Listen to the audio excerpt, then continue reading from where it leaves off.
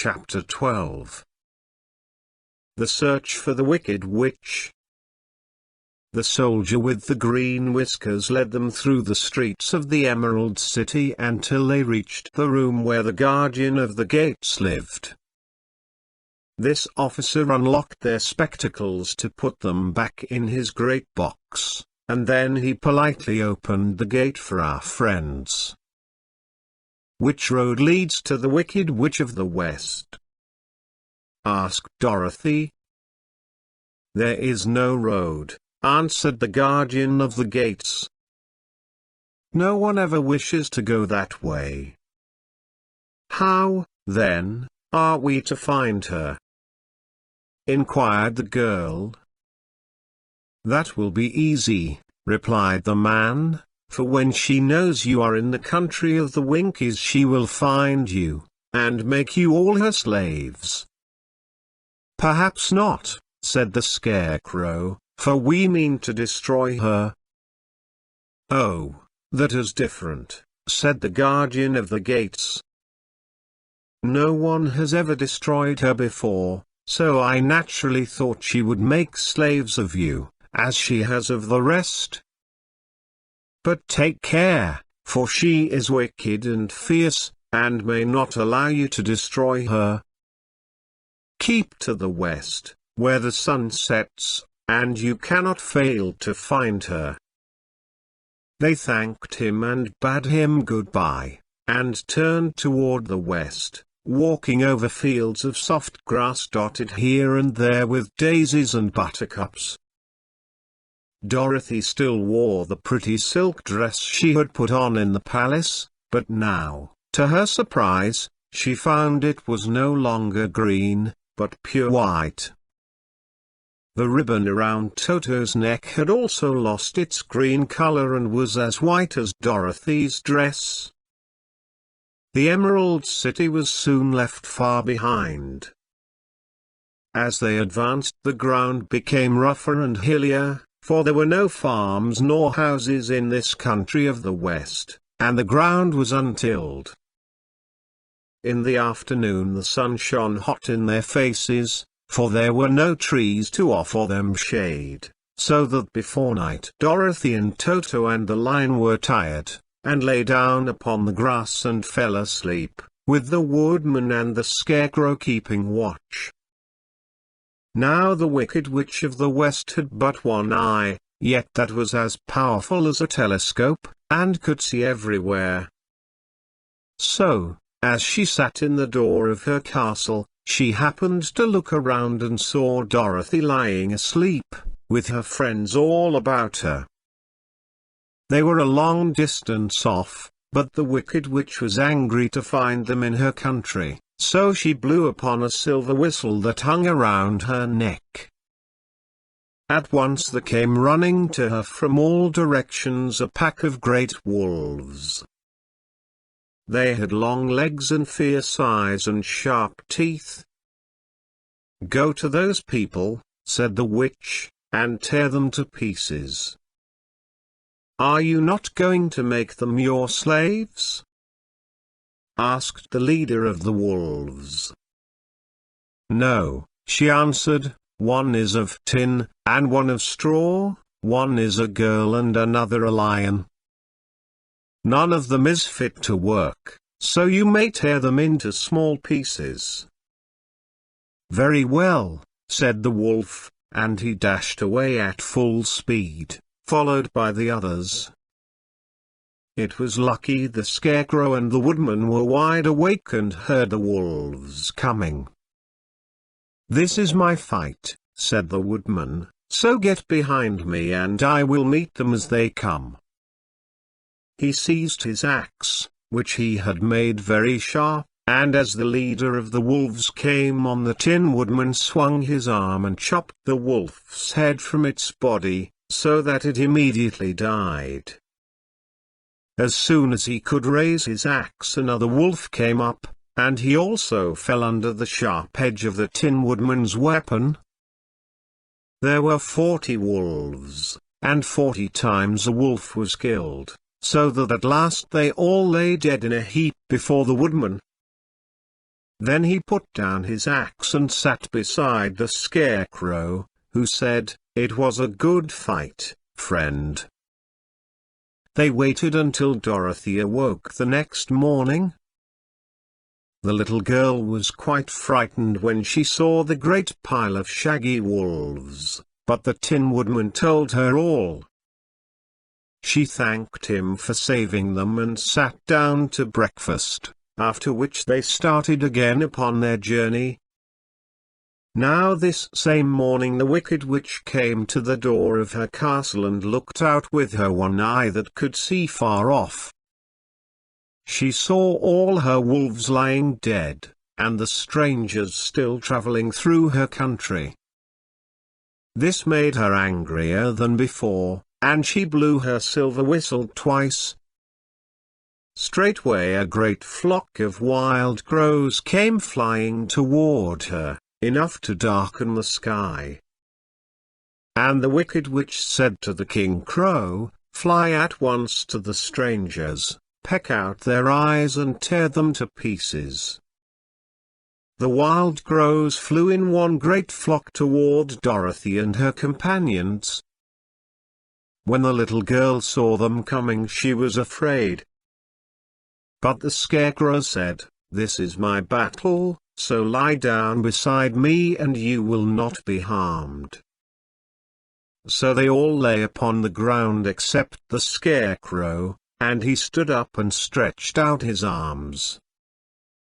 And when the crows saw him they were frightened, as these birds always are by scarecrows, and did not dare to come any nearer. But the King Crow said, "It is only a stuffed man. I will peck his eyes out." The King Crow flew at the Scarecrow, who caught it by the head and twisted its neck until it died. And then another crow flew at him, and the Scarecrow twisted its neck also.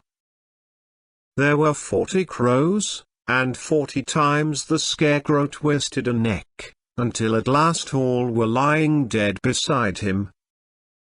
Then he called to his companions to rise, and again they went upon their journey. When the Wicked Witch looked out again and saw all her crows lying in a heap, she got into a terrible rage, and blew 3 times upon her silver whistle. Forthwith there was heard a great buzzing in the air, and a swarm of black bees came flying toward her. "Go to the strangers and sting them to death," commanded the witch, and the bees turned and flew rapidly until they came to where Dorothy and her friends were walking. But the woodman had seen them coming, and the Scarecrow had decided what to do. "Take out my straw and scatter it over the little girl and the dog and the lion," he said to the woodman, "and the bees cannot sting them." This the woodman did, and as Dorothy lay close beside the lion and held Toto in her arms, the straw covered them entirely. The bees came and found no one but the woodman to sting, so they flew at him and broke off all their stings against the tin, without hurting the woodman at all. And as bees cannot live when their stings are broken, that was the end of the black bees, and they lay scattered thick about the woodman, like little heaps of fine coal. Then Dorothy and the lion got up, and the girl helped the Tin Woodman put the straw back into the Scarecrow again, until he was as good as ever. So they started upon their journey once more. The Wicked Witch was so angry when she saw her black bees in little heaps like fine coal that she stamped her foot and tore her hair and gnashed her teeth. And then she called a dozen of her slaves, who were the Winkies, and gave them sharp spears, telling them to go to the strangers and destroy them. The Winkies were not a brave people, but they had to do as they were told. So they marched away until they came near to Dorothy. Then the lion gave a great roar and sprang towards them, and the poor Inkies were so frightened that they ran back as fast as they could. When they returned to the castle, the wicked witch beat them well with the strap, and sent them back to their work, after which she sat down to think what she should do next. She could not understand how all her plans to destroy these strangers had failed, but she was a powerful witch, as well as a wicked one, and she soon made up her mind how to act. There was, in her cupboard, a golden cap, with a circle of diamonds and rubies running round it. This golden cap had a charm. Whoever owned it could call 3 times upon the winged monkeys, who would obey any order they were given. But no person could command these strange creatures more than 3 times. Twice already the wicked witch had used the charm of the cap. Once was when she had made the Winkies her slaves, and set herself to rule over their country. The winged monkeys had helped her do this. The second time was when she had fought against the great Oz himself, and driven him out of the land of the West. The winged monkeys had also helped her in doing this. Only once more could she use this golden cap, for which reason she did not like to do so until all her other powers were exhausted. But now that her fierce wolves and her wild crows and her stinging bees were gone, and her slaves had been scared away by the cowardly lion, she saw there was only one way left to destroy Dorothy and her friends. So the wicked witch took the golden cap from her cupboard and placed it upon her head. Then she stood upon her left foot and said slowly, "Pep, pep, cack." Next she stood upon her right foot and said, "Hello, hello, hello." After this she stood upon both feet and cried in a loud voice, "Ziz, zi, zeus, zi, zik." Now the charm began to work. The sky was darkened, and a low rumbling sound was heard in the air. There was a rushing of many wings, a great chattering and laughing, and the sun came out of the dark sky to show the wicked witch surrounded by a crowd of monkeys, each with a pair of immense and powerful wings on his shoulders. One, much bigger than the others, seemed to be their leader. He flew close to the witch and said, "You have called us for the third and last time. What do you command?" "Go to the strangers who are within my land and destroy them all except the lion," said the wicked witch. "Bring that beast to me, for I have a mind to harness him like a horse, and make him work." "Your commands shall be obeyed," said the leader. Then, with a great deal of chattering and noise, the winged monkeys flew away to the place where Dorothy and her friends were walking. Some of the monkeys seized the Tin Woodman and carried him through the air until they were over a country thickly covered with sharp rocks. Here they dropped the poor woodman, who fell a great distance to the rocks, where he lay so battered and dented that he could neither move nor groan. Others of the monkeys caught the scarecrow, and with their long fingers pulled all of the straw out of his clothes and head. They made his hat and boots and clothes into a small bundle and threw it into the top branches of a tall tree.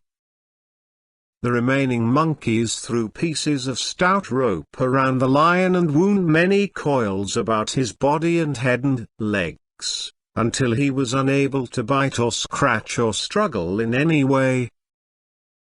Then they lifted him up and flew away with him to the witch's castle, where he was placed in a small yard with a high iron fence around it, so that he could not escape. but Dorothy they did not harm at all.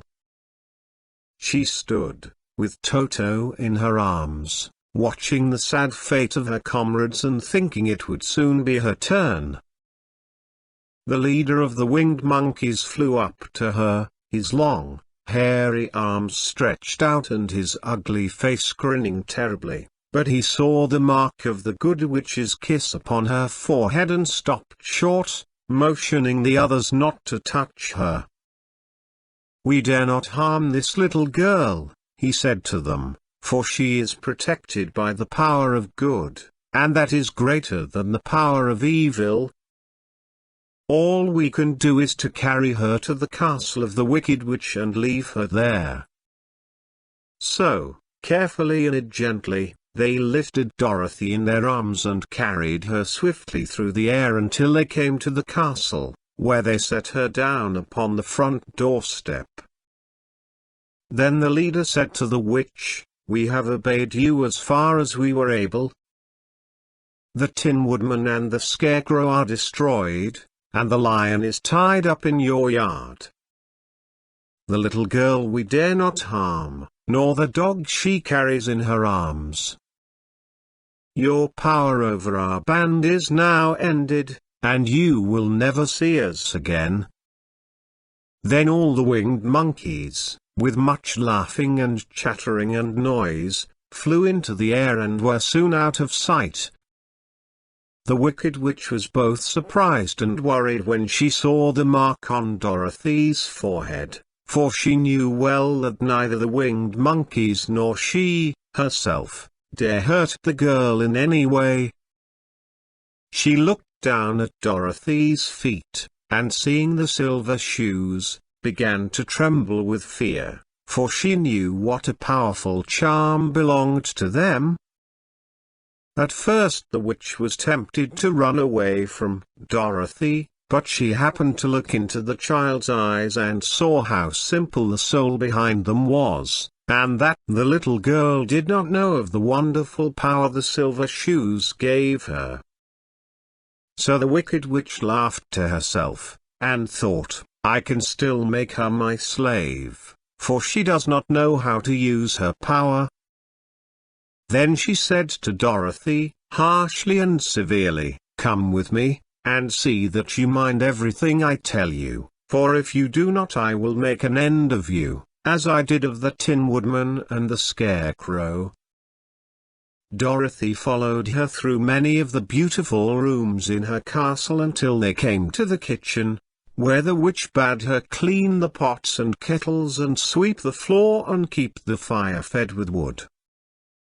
Dorothy went to work meekly, with her mind made up to work as hard as she could, for she was glad the Wicked Witch had decided not to kill her. With Dorothy hard at work, the witch thought she would go into the courtyard and harness the cowardly lion like a horse. It would amuse her, she was sure, to make him draw her chariot whenever she wished to go to drive. But as she opened the gate the lion gave a loud roar and bounded at her so fiercely that the witch was afraid, and ran out and shut the gate again. "If I cannot harness you," said the witch to the lion, speaking through the bars of the gate, "I can starve you. You shall have nothing to eat until you do as I wish."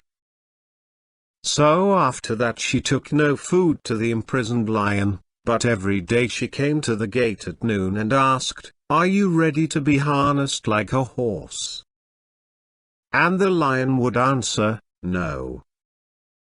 "If you come in this yard, I will bite you."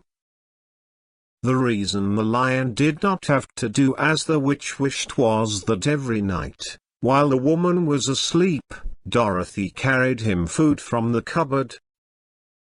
After he had eaten he would lie down on his bed of straw, and Dorothy would lie beside him and put her head on his soft, shaggy mane, while they talked of their troubles and tried to plan some way to escape. But they could find no way to get out of the castle, for it was constantly guarded by the yellow Winkies, who were the slaves of the wicked witch and too afraid of her not to do as she told them. The girl had to work hard during the day, and often the witch threatened to beat her with the same old umbrella she always carried in her hand. But, in truth, she did not dare to strike Dorothy, because of the mark upon her forehead. The child did not know this, and was full of fear for herself and Toto. Once the witch struck Toto a blow with her umbrella, and the brave little dog flew at her and bit her leg in return. The witch did not bleed where she was bitten, for she was so wicked that the blood in her had dried up many years before. Dorothy's life became very sad as she grew to understand that it would be harder than ever to get back to Kansas and Aunt Em again. Sometimes she would cry bitterly for hours, with Toto sitting at her feet and looking into her face, whining dismally to show how sorry he was for his little mistress. Toto did not really care whether he was in Kansas or the land of Oz so long as Dorothy was with him, but he knew the little girl was unhappy, and that made him unhappy too. Now the wicked witch had a great longing to have for her own the silver shoes which the girl always wore. Her bees and her crows and her wolves were lying in heaps and drying up, and she had used up all the power of the golden cap, but if she could only get hold of the silver shoes, they would give her more power than all the other things she had lost. She watched Dorothy carefully, to see if she ever took off her shoes, thinking she might steal them. But the child was so proud of her pretty shoes that she never took them off except at night and when she took her bath. The witch was too much afraid of the dark to dare go in Dorothy's room at night to take the shoes, and her dread of water was greater than her fear of the dark, so she never came near when Dorothy was bathing. Indeed, the old witch never touched water, nor ever let water touch her in any way. But the wicked creature was very cunning, and she finally thought of a trick that would give her what she wanted. She placed a bar of iron in the middle of the kitchen floor, and then by her magic arts made the iron invisible to human eyes, so that when Dorothy walked across the floor she stumbled over the bar, not being able to see it, and fell at full length. She was not much hurt, but in her fall one of the silver shoes came off, and before she could reach it, the witch had snatched it away and put it on her own skinny foot. The wicked woman was greatly pleased with the success of her trick, for as long as she had one of the shoes she owned half the power of their charm, and Dorothy could not use it against her, even had she known how to do so. The little girl, seeing she had lost one of her pretty shoes, grew angry, and said to the witch, "Give me back my shoe." "I will not," retorted the witch, "for it is now my shoe, and not yours." "You are a wicked creature," cried Dorothy. "You have no right to take my shoe from me." "I shall keep it, just the same," said the witch, laughing at her, "and someday I shall get the other one from you, too." This made Dorothy so very angry that she picked up the bucket of water that stood near and dashed it over the witch, wetting her from head to foot. Instantly the wicked woman gave a loud cry of fear, and then, as Dorothy looked at her in wonder, the witch began to shrink and fall away. "See what you have done!" she screamed. "In a minute I shall melt away." "I'm very sorry, indeed," said Dorothy, who was truly frightened to see the witch actually melting away like brown sugar before her very eyes. Didn't you know water would be the end of me?" asked the witch, in a wailing, despairing voice. "Of course not," answered Dorothy. "How should I?" "Well, in a few minutes I shall be all melted, and you will have the castle to yourself. I have been wicked in my day, but I never thought a little girl like you would ever be able to melt me and end my wicked deeds. Look out, here I go." With these words the witch fell down in a brown, melted, shapeless mass and began to spread over the clean boards of the kitchen floor. Seeing that she had really melted away to nothing, Dorothy drew another bucket of water and threw it over the mess. She then swept it all out the door. After picking out the silver shoe, which was all that was left of the old woman, she cleaned and dried it with a cloth, and put it on her foot again. Then, being at last free to do as she chose, she ran out to the courtyard to tell the lion that the Wicked Witch of the West had come to an end, and that they were no longer prisoners in a strange land.